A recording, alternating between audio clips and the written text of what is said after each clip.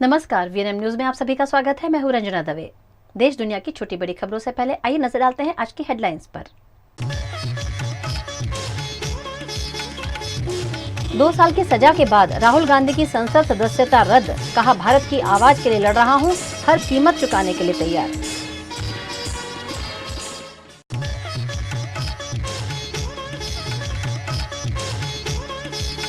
राजकोट में घर छोड़कर निकली नाबालिग से दुष्कर्म, 10 साल की लड़की पर होटल कर्मचारी का रेप।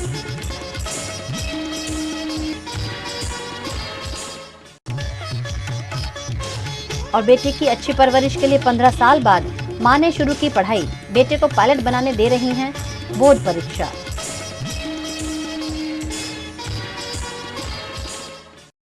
मानहानि केस में राहुल गांधी के दोषी पाए जाने के बाद उनकी संसद सदस्यता को रद्द कर दिया गया है। कांग्रेस नेता राहुल गांधी की संसद सदस्यता आज शुक्रवार दोपहर करीब 2:30 बजे रद्द कर दी गई। वे केरल के वायनाड से लोकसभा सदस्य थे। लोकसभा सचिवालय ने पत्र जारी कर इस बात की जानकारी दी है। मानहानि केस में सूरत की कोर्ट ने गुरुवार दोपहर 12:30 बजे उन्हें 2 साल की सजा सुनाई थी। राहुल गांधी ने 2019 में कर्नाटक की सभा में मोदी सरनेम को लेकर बयान दिया था। उन्होंने कहा था, सभी चोरों का सरनेम मोदी क्यों होता है। सुप्रीम कोर्ट ने 11 जुलाई 2013 को अपने फैसले में कहा था कि कोई भी सांसद या विधायक निचली अदालत में दोषी करार दिए जाने की तारीख से ही संसद या विधानसभा की सदस्यता के लिए अयोग्य घोषित हो जाएगा। कोर्ट ने लिली थॉमस बनाम भारत सरकार के केस में यह आदेश दिया था।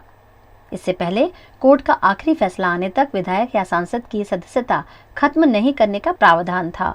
मोदी सरनेम मानहानि मामले में राहुल गांधी की न सिर्फ सदस्यता गई है, बल्कि अगर ऊपरी अदालत से उनको राहत नहीं मिलती है तो वे अगले 8 सालों के लिए चुनावी राजनीति से बाहर हो जाएंगे।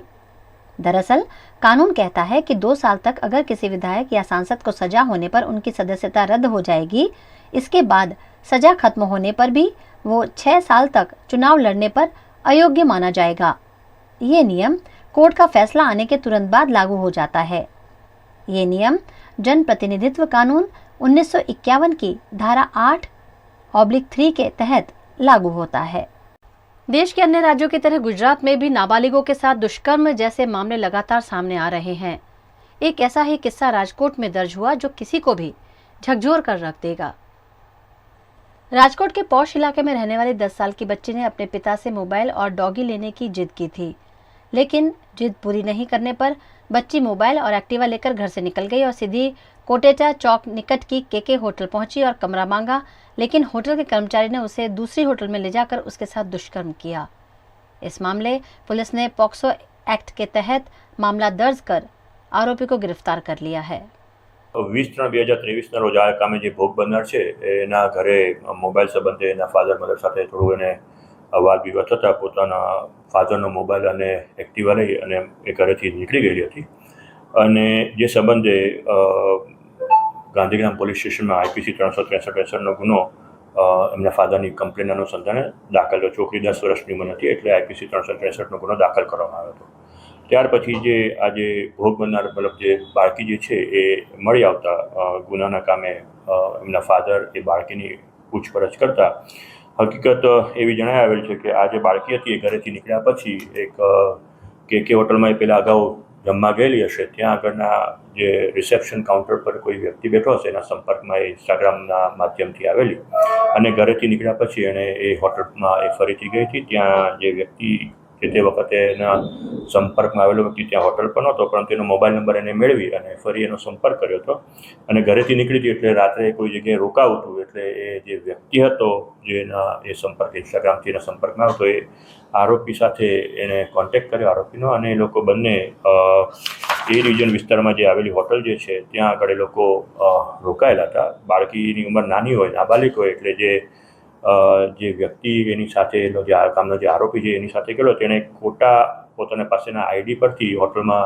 રૂમ બુક કરાવેલી અને ત્યાં એ લોકો ત્યાં રોકાયા હતા, જ્યાં આગળ બંને વચ્ચે સંબંધો પણ બન્યા હતા અને જે બાબતે એની હકીકત પોલીસ સ્ટેશને જાણવા મળતા તપાસ કરનાર અમલદાર મારફતે જુદી જુદી કલમો છે IPC 374ની રેપની કલમો અને જે ખોટું ID યુઝ થયેલું તે સંબંધેની કલમો જે છે એ ગુનાના કામે એડ કરવામાં આવેલી છે। આરોપી મળી આવતા આરોપીને અટક કરી એની પૂછપરછ કરી અને જે કાયદાકીય પ્રોસેસ છે એ કરવામાં આવેલી છે અને આ સંબંધે જે ખોટું આઈડી યુઝ થયું હતું જે અન્ય લેડીનું, એના અનુસંધાને આઈપીસીની કલમ પણ એપ્રોપ્રિએટ કલમ 419 આમાં એડ કરવામાં આવેલી છે.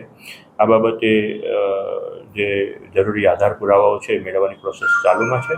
આરોપી જે હાલ અત્યારે જ્યુડિશિયલ કસ્ટડીમાં મોકલી આપવામાં આવે છે. તપાસ તજવીજ હાલ ચાલુમાં છે. સાહેબ, ખાસ કરીને જ્યારે હોટલ ઉપર તે રાત્રિ રોકાણ કર્યું હતું ત્યાં ખોટો દસ્તાવેજ આપ્યો છે, તો ક્યાંક હોટલ જે સંચાલક છે તેમની પણ બેદરકારી કહી શકાય. હા, એટલે એ બાબતે અત્યારે અમારી ઇન્વેસ્ટિગેશન ચાલી રહી છે, જેમાં જે કોઈ દોષી હશે એના વિરુદ્ધમાં જે કોઈ કાયદાકીય પ્રોસેસ કરવાની થશે અમે એના પર જરૂરી પગલાઓ લઈશું. તપાસ તજવીજ હાલ ચાલુ છે અને डिटेल्स इन्वेस्टिगेशन થઈ રહ્યું છે.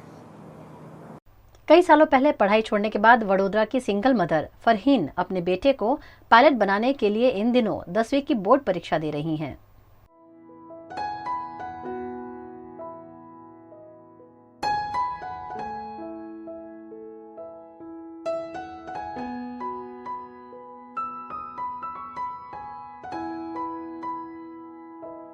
गुजरात के वडोदरा के आजवा रोड पर रहने वाली फरहीन की शादी 2014 में हुई थी। फरहीन ने 8वीं कक्षा की पढ़ाई के बाद पढ़ाई छोड़ दी थी और घर के कामों में जुट गई थी। 2014 में शादी के बाद हसीन सपने संजोकर फरहीन ससुराल आ गई। शादीशुदा जीवन के दौरान एक बेटा भी हुआ, लेकिन पति के साथ अनबन के चलते कुछ सालों पहले फरहीन का डिवोर्स हो गया। अब फरहीन खुद ही अपने बेटे की देखभाल करती है, उसे पढ़ाती भी है। लेकिन 8वीं पास फरहीन को कोई नौकरी देने के लिए तैयार नहीं है और ऐसे में फरहीन ने 10वीं की परीक्षा देने की ठानी और इन दिनों वो बोर्ड परीक्षा दे रही हैं।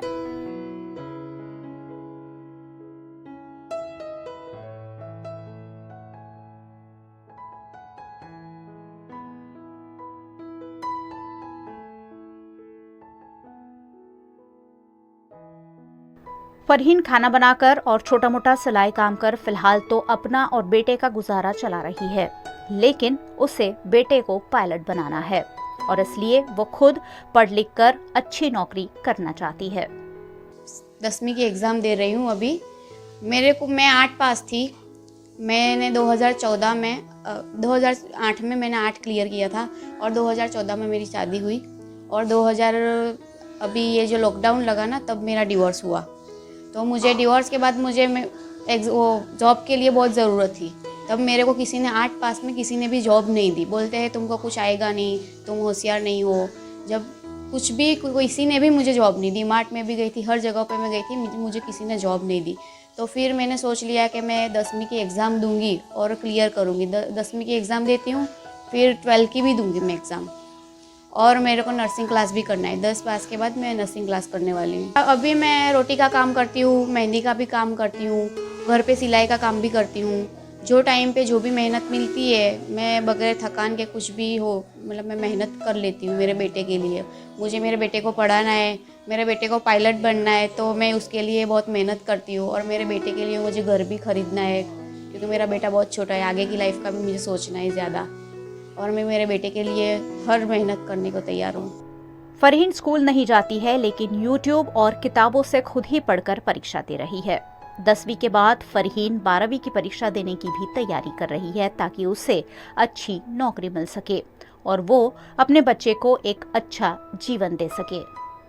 मैं ऑनलाइन में करती हूँ पढ़ाई, और थोड़ी बहुत सब आजू पड़ोसियों के पास से मैं बुक लेती हूँ और उसमें से करती हूँ, थोड़ी यूट्यूब में से करती हूँ मेहनत, और मैं एग्ज़ाम देने जाती हूँ। एग्ज़ाम देके मुझे बहुत अच्छा लगता है और मुझे प्राउड भी फील होता है कि आज मैं 15 साल बाद मैं एग्ज़ाम दे रही हूँ। और हर लड़की को ऐसे ही मेहनत करनी चाहिए और हिम्मत भी करनी चाहिए। किसी के ऊपर डिपेंड नहीं रहना चाहिए, खुद के ऊपर ही होना चाहिए।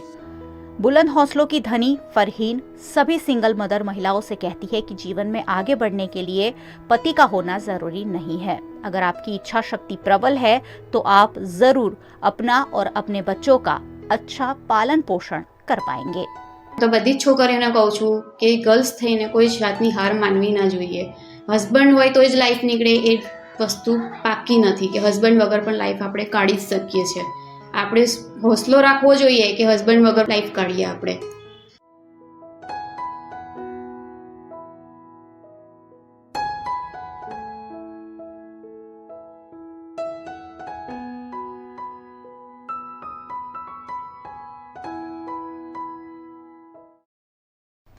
कांग्रेस के नेता राहुल गांधी को 2 साल की सजा सुनाए जाने के मामले वडोदरा कांग्रेस ने कलेक्टर कार्यालय पर लोकतंत्र बचाने की मांग के साथ मौन धरना और विरोध प्रदर्शन किया।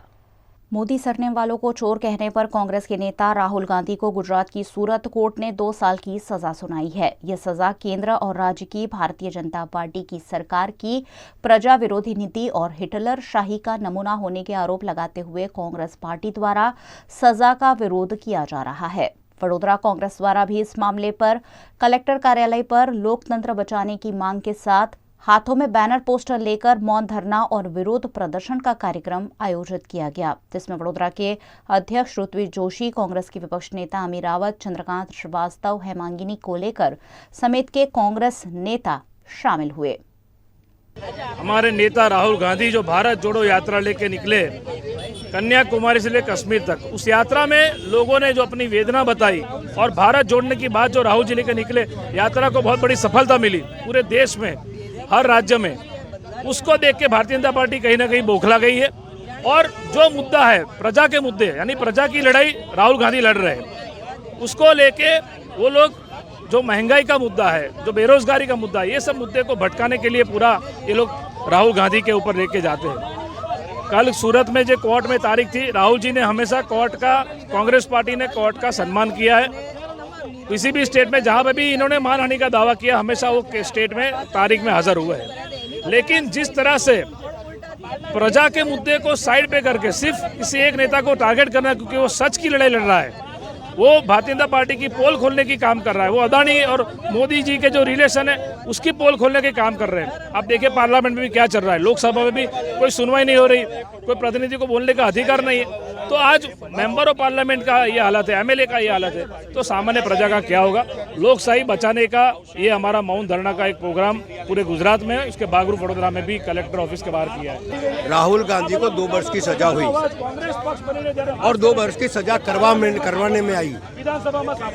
हम कोर्ट की क्रिटिसाइज नहीं करते हैं, लेकिन आज दिन तक ऐसी कैसी कितनी सजा हुई है तो बताओ मेरे को जरा। बात यह है, इस देश के अंदर लोकशाही को बचाने के लिए अडानी जैसे लोग इस देश को लूट रहे हैं। तमाम ऐसे 5 व्यक्ति हैं जो देश को लूट रहे हैं, उनके सामने बोलना नहीं। तुम चाहे इतना भ्रष्टाचार करो, लोगों का विभाजन करो, लोगों देश के अंदर गरीब आदमी की ताकत कम होवे, उसको बोलने की ताकत कम हो जाए, ये तमाम बातों के सामने लड़ना एक नैतिक जवाबदारी है। कलेक्टर कार्यालय पर धरना प्रदर्शन कर रहे कांग्रेस के नेताओं को पुलिस ने हिरासत में ले लिया, जिसके चलते कांग्रेस के नेताओं ने नारेबाजी करते हुए सरकार और पुलिस की मनमानी और हिटलर शाही का जमकर विरोध किया। કાર્યક્રમ હતો જેવી રીતે અમારા નેતા રાહુલ ગાંધીને આ લોકો હેરાન કરી રહ્યા છે, એવી રીતે તમે જુઓ અમને પ્રજાના પ્રશ્નો બોલવા પણ નથી દેતા। આજે કાર્યક્રમ સુધી પહેલા જ ઉઠાવવાની વાત કરે છે। આ લોકશાહી નથી, આ હિટલરશાહી છે અને આની સામે અમારી લડાઈ ચાલશે। અંગ્રેજોથી આ દેશને કોંગ્રેસે આઝાદી અપાઈ હતી અને આ ભાજપથી પણ દેશને કોંગ્રેસે આઝાદી અપાવી। कांग्रेस नेता राहुल गांधी के लंदन में दिए गए बयान का आज संसद में लगातार 9वें दिन विरोध किया गया। संसद के बजट सत्र के दूसरे चरण का आज शुक्रवार को 9वां दिन है। राहुल गांधी के लंदन में दिए गए बयान पर भाजपा संसद में उनकी माफी की मांग कर रही है। भाजपा का कहना है कि राहुल की संसद सदस्यता रद्द कर दी जाए। इस मुद्दे पर लोकसभा में भी आज फिर से हंगामा हुआ। मेरा आग्रह सदन चले, सदन न चलने से मेरा मन दुखी होता है। विपक्षी दलों ने आज शुक्रवार सुबह राहुल के मुद्दे पर बैठक भी की। साथ ही उन्होंने अडानी मामले पर जेपीसी जांच की मांग को लेकर चर्चा की। इधर कांग्रेस ने राष्ट्रपति से मिलने के लिए समय भी मांगा। कांग्रेस ने इस मामले आज शुक्रवार सुबह 11:30 से 12 बजे विजय चौक तक पैदल मार्च भी निकाला। इसके अलावा 14 विपक्षी दल शुक्रवार को सुप्रीम कोर्ट पहुंचे। इन दलों का आरोप है कि केंद्र सरकार सीबीआई, ईडी जैसी केंद्रीय जांच एजेंसियों का इस्तेमाल कर विपक्ष के नेताओं को टारगेट कर रही हैं। वीएनएम में अब वक्त हो चला है छोटे से एक ब्रेक का। बने रहिए वीएनएम न्यूज के साथ।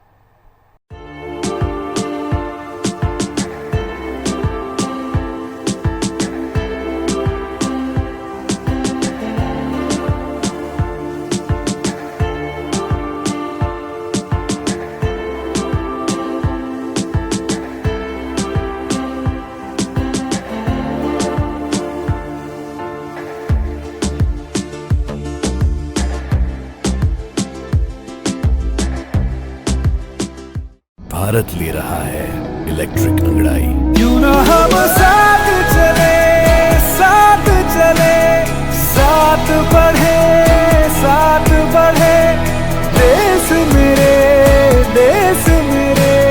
देश को ले जाए नई दिशा की ओर।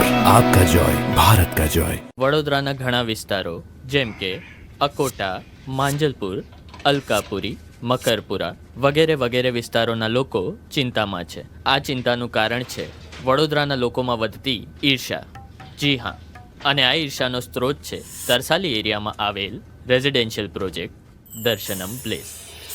ઘણી બધી એમિનિટીઝથી ભરપૂર આ 2 અને 3 BHK પ્રોજેક્ટ બની ગયો છે નવા ઘર શોધવાવાળા લોકો માટે એક અનોખો અવસર. भारत ले रहा है इलेक्ट्रिक अंगड़ाई। क्यों ना हम साथ चले, साथ चले, साथ बढ़े, साथ बढ़े, देश मेरे, देश मेरे। देश को ले जाए नई दिशा की ओर। आपका जॉय, भारत का जॉय।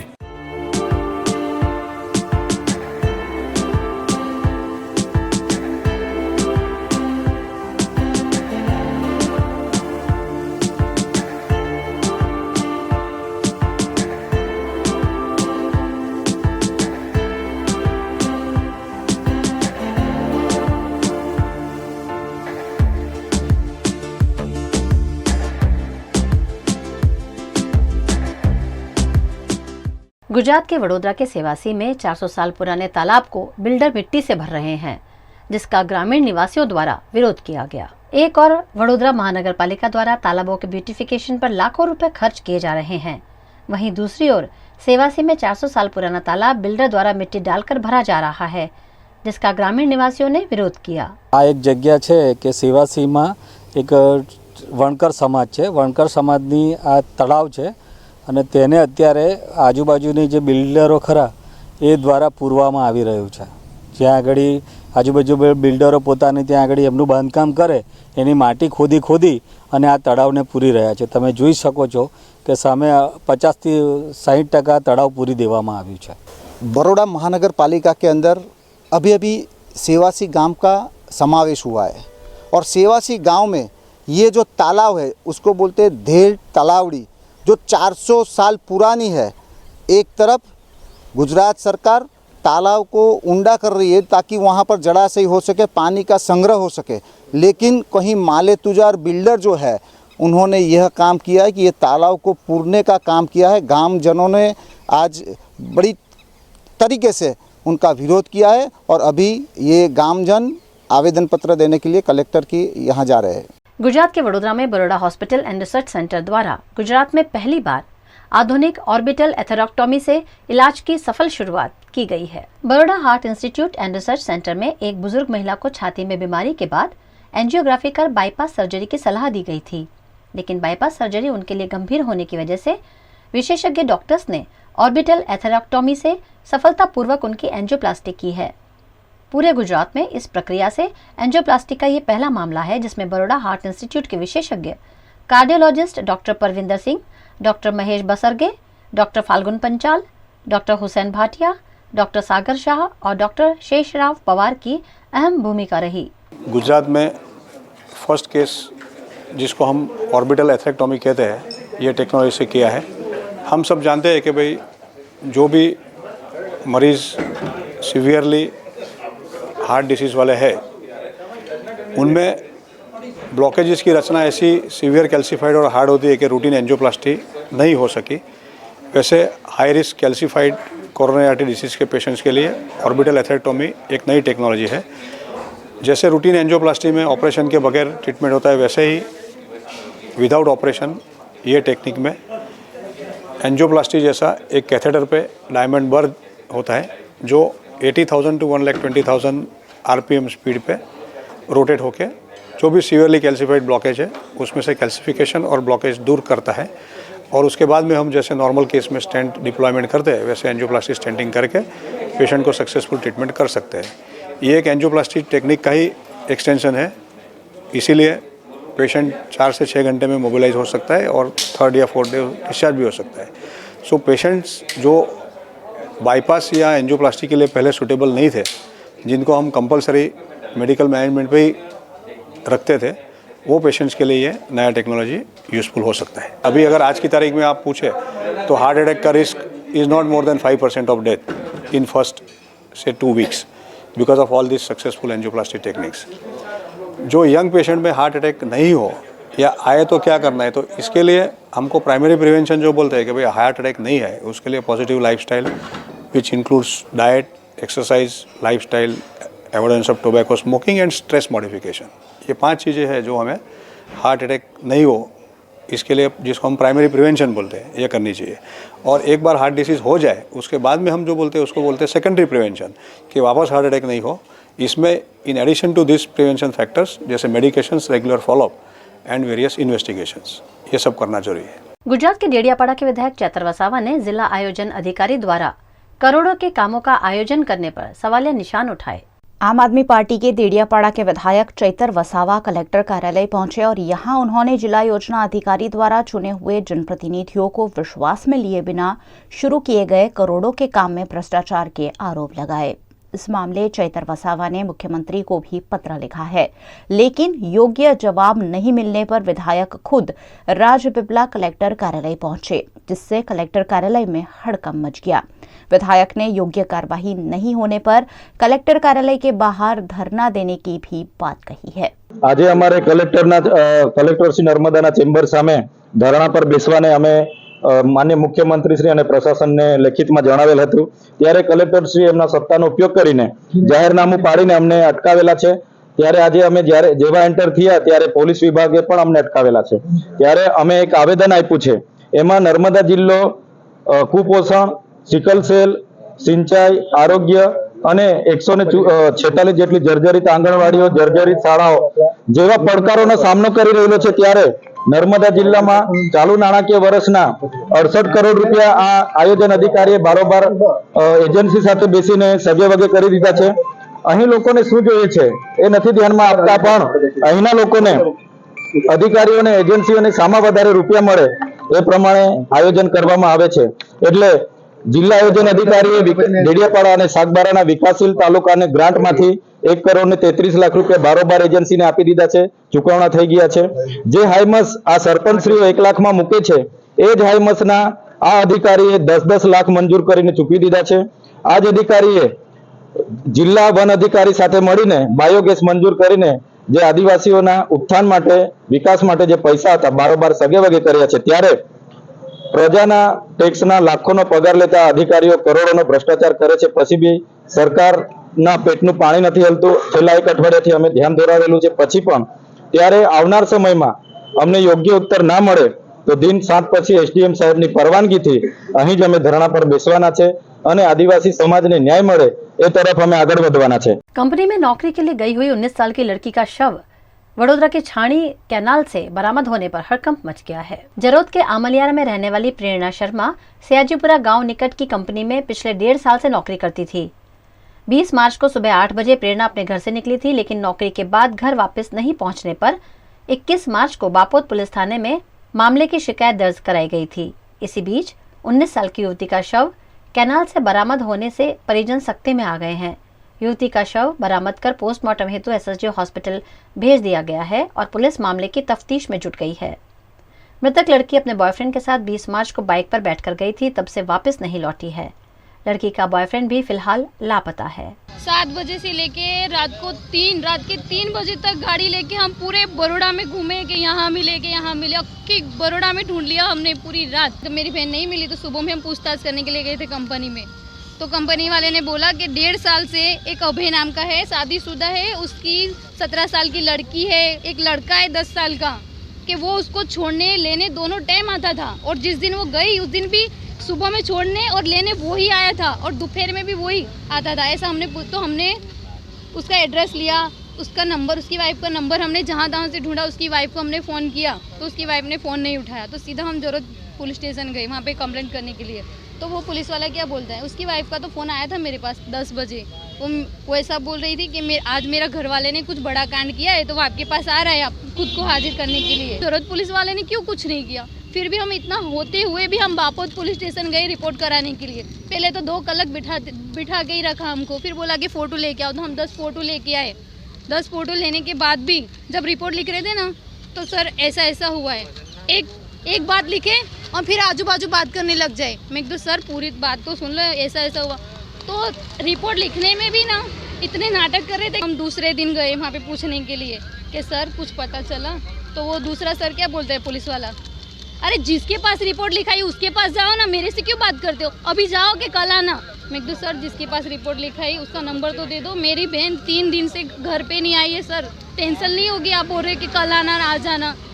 हम किसी को पर्सनल नंबर नहीं देते पुलिस का। 4 दिन में मेरी बहन की बॉडी यहाँ पे कैनल नहीं है फतेहगंज, यहाँ पे मिली है। तब तक पुलिस ना बापोत वाले ने कुछ किया, ना किसी ने कुछ नहीं किया। इतने सारे सबूत देने के बाद भी 4 दिन तक पुलिस ने कुछ नहीं किया। मुझे आरोपी चाहिए, मुझे मेरी बहन को इंसाफ चाहिए। जो हाल में मेरी बहन की बॉडी मिली है वही हाल में मुझे आरोपी चाहिए। सरकार हो तो मुझे इंसाफ दिलाओ। मैं यही बोलता हूँ मोदी जी से कि मेरे को जो मेरी बेटी की जैसी हालत हुई उसको फांसी जरूर मिलना चाहिए। गरीब और जरूरतमंद बच्चों को टेक्निकल शिक्षा देने वाले बड़ौदा के जेवियर टेक्निकल इंस्टीट्यूट के बच्चों को यूनाइटेड वे ऑफ बड़ौदा द्वारा आर्थिक सहायता प्रदान की गई।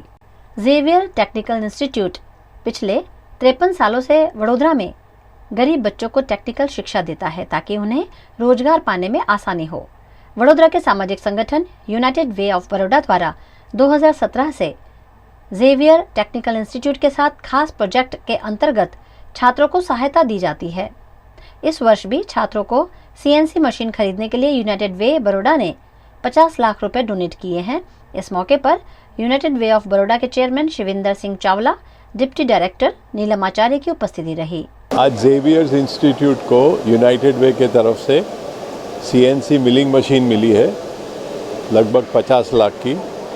तो जो विद्यार्थी हैं वो CNC पे सीखेंगे तो उनको फ्यूचर में जॉब अच्छी मिल सकती है। वो बेचारे बहुत गरीब वर्ग से सब लोग गांव से आते हैं और उनकी ट्यूशन फीस भी 100 स्टूडेंट्स की यूनाइटेड वे पे करता है।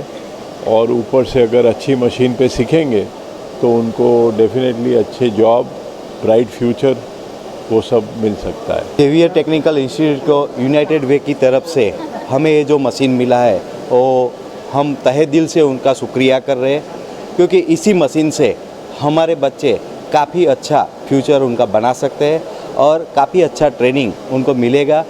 एक नया टेक्नोलॉजी, नया जो है 5th एक्सिस वो ये मशीन में लोडेड है और ये नया ये सीख के मार्केट में उसका यूज़ करके वो काफ़ी अच्छा पगार कमा सकते हैं। VNM में अब वक्त हो चला है छोटे से एक ब्रेक का। बने रहिए VNM न्यूज़ के साथ।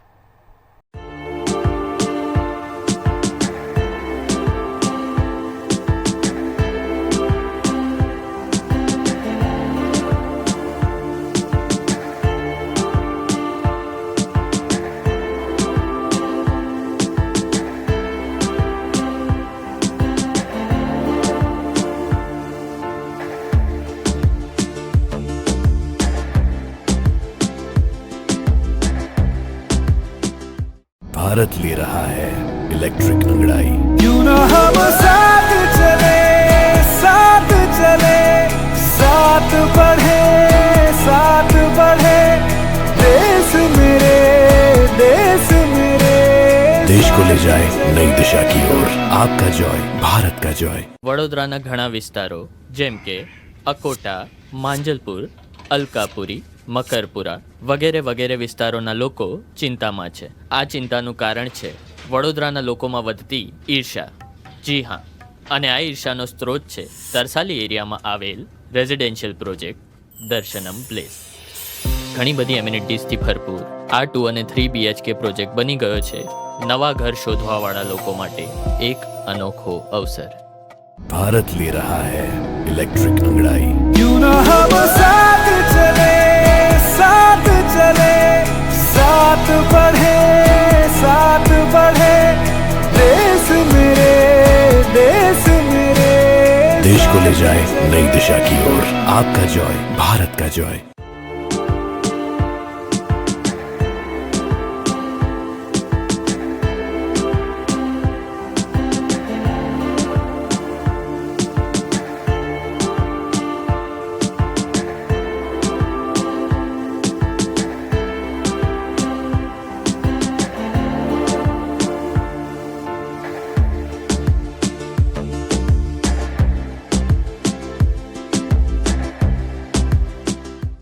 गुजरात के वडोदरा के नागरवाड़ा से पिंजरे में कैद पक्षियों को मुक्त करवाया गया। नागरवाड़ा नई धरती गोलवाड़ में वडोदरा के वन विभाग और GSPCA की टीम ने वन विभाग के कर्मचारियों को साथ रखकर कई घरों में पिंजरों में रखे गए तोतों को मुक्त करवाया है। यहाँ अलग अलग घरों में करीबन 14 तोते पाले गए थे, जिन्हें वन विभाग ने रेस्क्यू किया है। अमने કેટલાક સમયથી અમુક એરિયામાં પોપટો જે નાના પિંજરામાં રાખ્યા છે એવી માહિતી અમે એકઠી કરી રહ્યા હતા।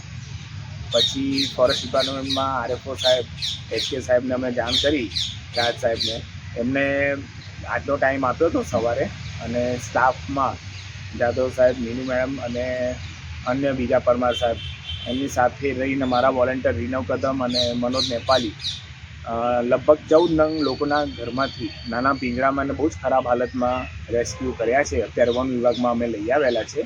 આગળની કાર્યવાહી થઈ રહી છે। અમે લોકોને ફરીથી એક મેસેજ ફરીથી આપી રહ્યા છે કે પોપટને પાંજરે ન રાખતા। હું એક એક્ઝામ્પલ આપું કે આજે તમને કોઈ બી ગુનો દાખલ થાય તો પોલીસ તમને પકડવા આવે તો તમે વકીલને કેવું કહો છો કે જામીન તરત લઈ લે, મારે જેલમાં નથી જવું।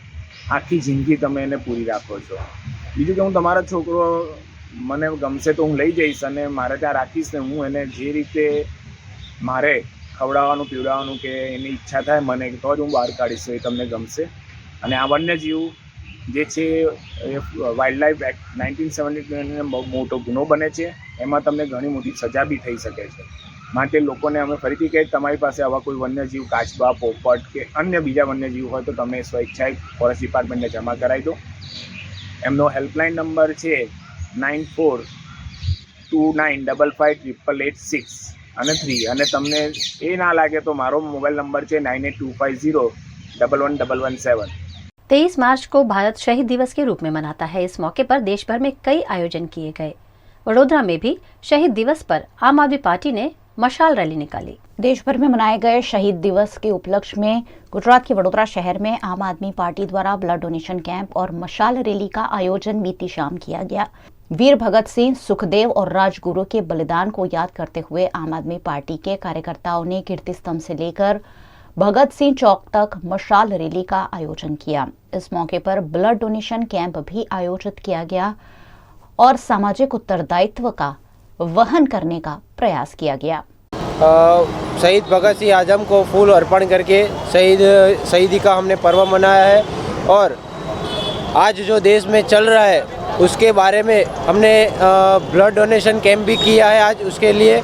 और आज जो देश में चल रहा है उस हिसाब से जो शहीद भगत सिंह का जो सपना था वो आज हमें टूटता हुआ नज़र आ रहा है, तो हम उस सपने को पूरा करने की कोशिश करें, ऐसी हमने प्रार्थना की है आज।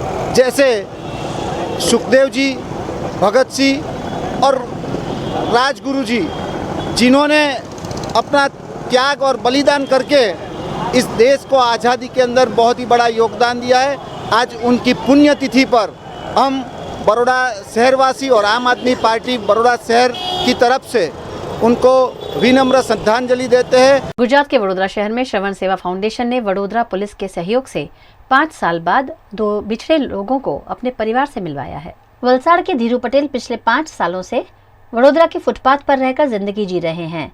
श्रवण सेवा फाउंडेशन ने उन्हें पालिका के शेल्टर होम में आसरा दिलवाया और उनके परिजनों को ढूंढकर उनसे मुलाकात भी करवाई।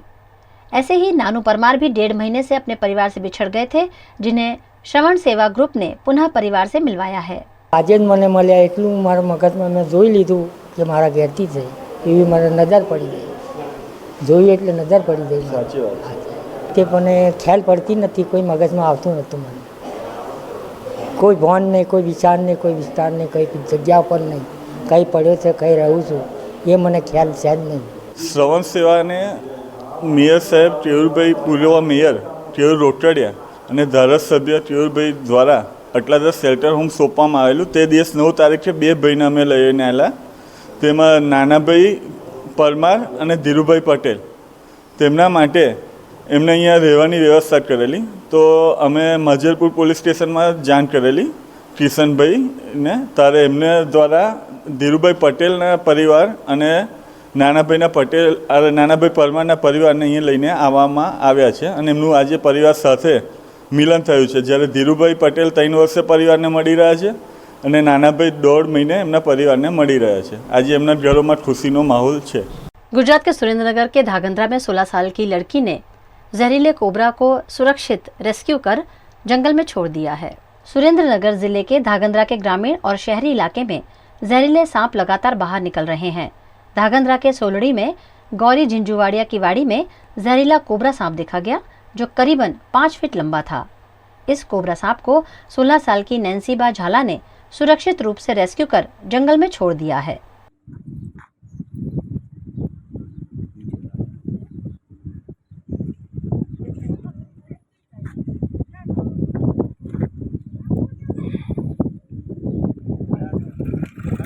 गुजरात के वडोदरा शहर में सामाजिक संगठन समिति फाउंडेशन वडोदरा कॉरपोरेशन की 28 सरकारी स्कूलों में बच्चों को पंचतंत्र की कहानियां सुना रहा है. पंचतंत्र की कहानियां बच्चों को जीवन जीना सिखाती हैं. ऐसे में वडोदरा के समिति फाउंडेशन ने एक खास पहल करते हुए पंचतंत्र उत्सव शुरू किया है, जिसके तहत 28 कॉरपोरेशन स्कूल्स और 10 आशादीप सेंटर्स में 23 से 31 मार्च तक शेयरिंग स्टोरी प्रकल्प के अंतर्गत बच्चों को कहानियां सुनाई जा रही हैं. 4 मार्च 2023 को मैं यहाँ कवि सुंदरम कन्याशाला कारेलीबाग भुतड़ी चापा आई हूँ और यहाँ मैं एक पंचतंत्र की बात सुनाने वाली हूँ. यहाँ सारी लड़कियाँ यानी 8 साल से ऊपर की सारी बच्चियाँ को मैं एक अद्भुत अपने ही पंचतंत्र की स्टोरी सुनाने वाली हूँ. ये एक बहुत ही अच्छा प्रोग्राम है जो समिति फाउंडेशन द्वारा संचालित किया गया है. इसमें हम 28 VMS द्वारा संचालित शालाओं में और 10 आशादीप सेंटरों में ये बात करने वाले हैं. हमारा मानना है कि आज के बच्चों को जो चैलेंजेस फेस करनी पड़ती है, जो बहुत सारी प्रॉब्लम्स उनको फेस करती है, उनका सारा जो उनके सॉल्यूशन उनको यही अपनी पंचतंत्र की स्टोरी में से मिल सकता है. और जो आज ये बच्चे कोप अप नहीं कर पा रहे हैं, जो बहुत ही ऐसे माहौल से आ रहे हैं, डरे डरे सहमे, उनको जो फ्रीडम मिलना चाहिए वो नहीं मिल रहा है. तो मुझे ऐसा लगता है हमारी ढेर सारी बातों में ये सब भरा पड़ा है और हमको ये सब यूज़ करना चाहिए ताकि हम अपने बच्चों को सारे संस्कार और सारी बातें सिखा सकें. VNM टीवी की खबरें अब आप YouTube, Facebook, Instagram के अलावा OTT प्लेटफॉर्म्स पर भी लाइव देख सकते हैं. डेली हंट, जियो टीवी, वोडाफोन टीवी पर भी 24 घंटे VNM टीवी आपके लिए उपलब्ध है. तो देखते रहिए VNM TV. VNM news room से आज बस इतना ही. कल फिर मुलाकात होगी, तब तक के लिए इजाजत दीजिए. नमस्कार.